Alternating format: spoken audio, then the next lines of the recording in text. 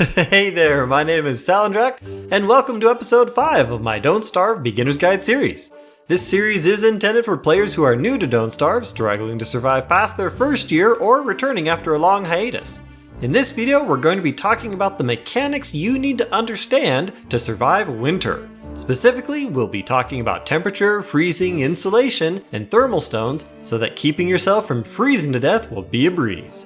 I was originally going to also include many gameplay aspects of winter in this video, including preparing for and surviving during winter, hunting walruses, and fighting deer clops, but it started getting really long, so those topics will have to wait for the next episode, Winter Part 2. If you're a fan of this series or find it helpful, informative, or at the very least somewhat entertaining, please hit that like button and subscribe to help the channel grow. And be sure to check the description below for timestamps if you need to come back later to brush up on a specific topic. Now let's get to it! Freezing is by far the biggest challenge you'll face every winter. Yeah, you might think deer clops is big and scary, but the fact is it sometimes doesn't show up, and there are ways to avoid this giant entirely even if it does. The cold, on the other hand, will be ever present, ready to end your game if you are not vigilant. I won't get too deep into the numbers and math regarding temperature and freezing, and will assume that many of you don't have access to or aren't using a mod like Combined Status that shows your character's body temp and the outside weather temperature. So for purposes of this discussion, I'll be talking in terms of general averages and rules of thumb to keep in mind. The world in Don't Starve has an outside temperature that fluctuates with the weather and the seasons, and even within those fluctuations has a range of random variability. You generally don't need to worry about the temperature at all in fall or spring, as it's pretty much always pleasant outside.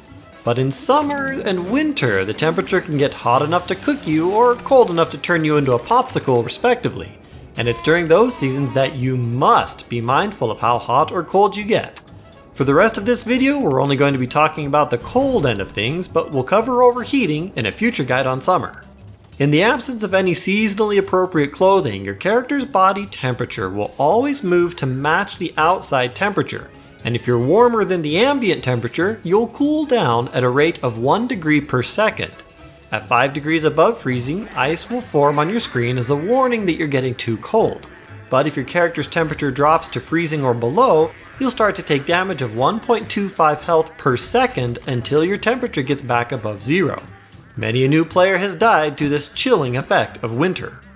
Now obviously, the best way to get warmed up if you're cold is to stand next to a fire.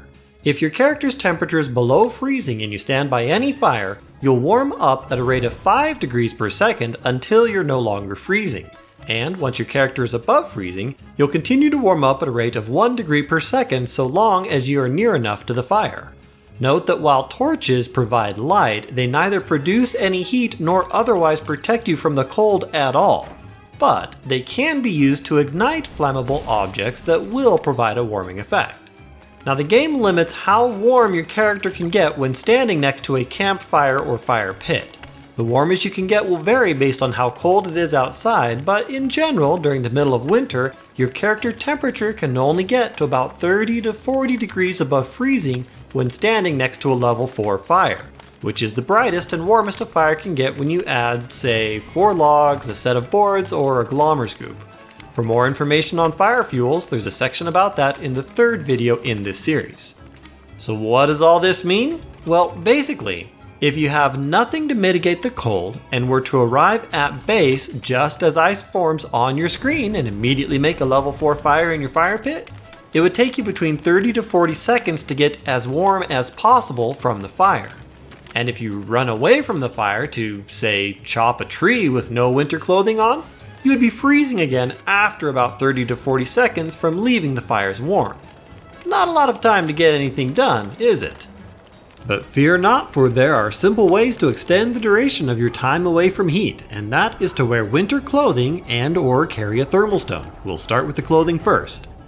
Many clothing items in the game, not including any armor, provide some degree of insulation against the cold and are organized into 3 tiers of effectiveness.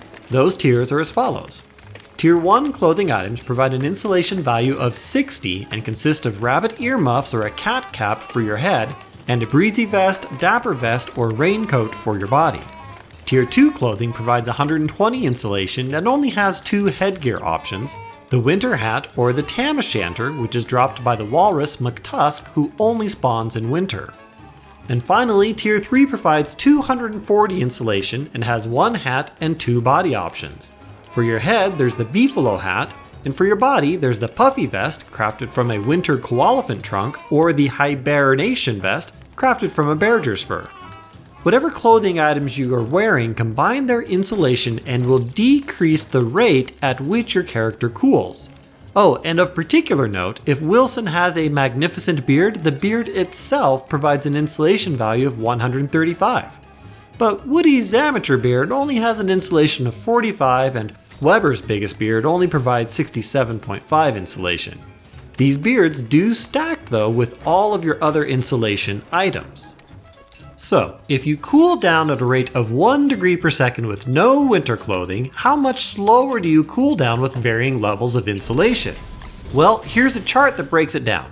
And for practical application, how long can you be away from a fire with these varying amounts of insulation? Here's another chart that shows you. Assuming you start with a body temperature of around 30 degrees, which you should always be able to do at a level 4 campfire or fire pit. Oh, and feel free to pause the video to really absorb all this.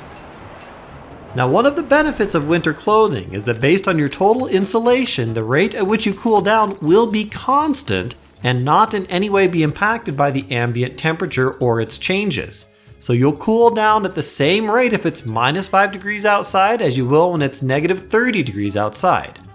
Moral of the story, more insulation lets you stay warmer longer, and with the Tier 3 hat and coat, you can easily last more than a day before needing to warm up again, especially if you have a beard like Wilson, Woody, or Weber. Now, you've probably noticed that there's an item in the survival tab called a thermal stone. These are finicky little items that are commonly misunderstood. The reason for that, I think, is at least in part because the wiki article on them doesn't provide much practical use information, and some of their mechanics are fairly non-intuitive.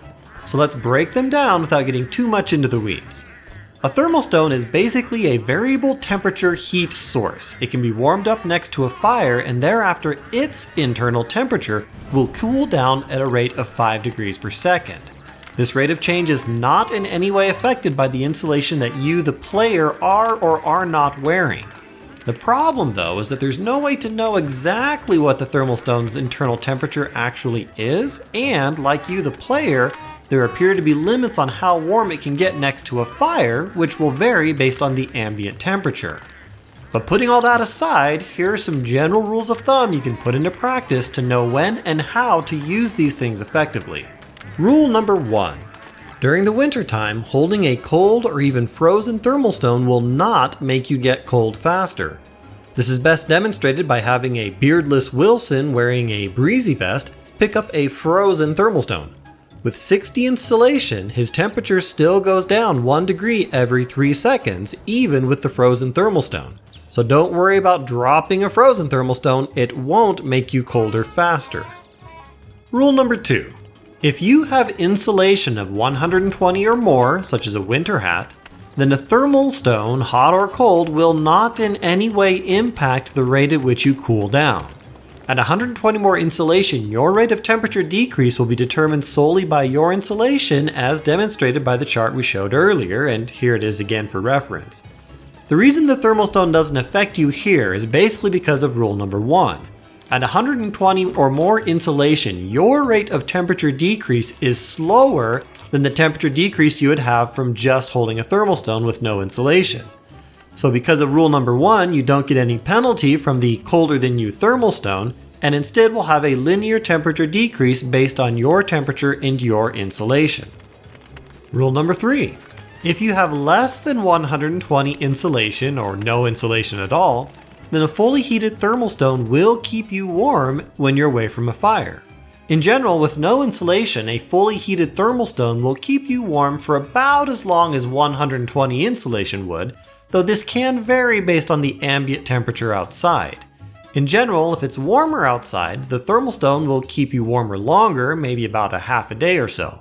But if you're in the depths of winter at dusk and night, you might only get up to 3 minutes of warmth with just a thermal stone. So taking all those together, does that mean a thermal stone is useless if you have 120 or more insulation? Well, not quite, as there are a few other features of the thermal stones that you need to know about. Feature number 1. Holding a heated thermal stone when you are next to a big fire pit or campfire will allow you to reach a higher player temperature than you would reach standing next to a fire with no thermal stone. As with all things, the actual temperature your character can reach with the Fire Plus Thermal Stone will vary based on the ambient temperature, but if you heat yourself up and then stack on tons of insulation and drop the stone, that could still translate to a 20 to 40% gain in the amount of time you can be away from heat, which is not insignificant, especially with lots of insulation. Feature number 2. Even if you have good winter clothing, there might be times when a thermal stone in your inventory can be a useful backup. For instance, if you get into a fight and want or need to have double armor protection on, but maybe can't stand next to a hot fire, then a backup thermal stone can keep you warm long enough to finish your foes before getting too cold. Feature number 3. Now, I'll be completely honest, this one is either a bug or some sort of freaky weird science effect of the constant. If you place 2 heated thermal stones in your backpack, they will cause a cascading nuclear chain reaction that will allow you to reach extreme temperatures and cook yourself alive. Now obviously you'll want to drop one or both of the stones just before you start taking damage, but what you can do is wear this double thermal stone backpack just until you get the overheating warning, or further if you like to live on the edge, then drop the backpack and put on your puffy coat and or beefalo hat. Because you overheat at 65 degrees, that's going to be about 30 to 40 degrees higher than you could normally get from just a fire pit. You can then enjoy double the slow rate of insulated temperature decrease over the next 2 or more days before needing to warm up again. Now, I personally don't use this method as it seems kind of like a bug or exploit, and I try not to take advantage of such mechanics. But I mention it as an option if that's something you want to try. So, to quickly recap everything we've learned about temperature and freezing. Winter clothing is a great way to keep your character warm. The more you have, the longer you can go without getting cold or needing to warm up again. I generally just go with a beefalo hat as it allows me to keep my backpack on or swap into log suit armor when needed without cooling faster, but the hat with the puffy vest really lets you play in the snow for a long time before needing to warm up, which makes winter a great time to fully explore the rest of your map, especially if you have a walking cane. A thermal stone is a decent option if you don't have any winter clothing yet, but is better in either early or late winter and worse when it's really cold out. Once you do have good winter clothing, a thermal stone is still useful as it allows you to reach a higher temperature when standing next to a hot fire holding the stone than the fire alone, and is also useful as a backup heat source when you might need to put on armor or otherwise take off your winter clothing. And that's basically all you need to know about the mechanics of temperature, freezing, insulation, and thermal stones. In the next episode, we'll get into the gameplay aspects of winter, including preparing for the season, surviving during it, as well as hunting walruses and being ready to handle the big baddie of winter, the deer clops. As always, let me know down in the comments if you have any questions, check the description below for some helpful links, and if you haven't already, please smack that like button and subscribe so you'll be notified of the next episode. Now get out there and don't freeze!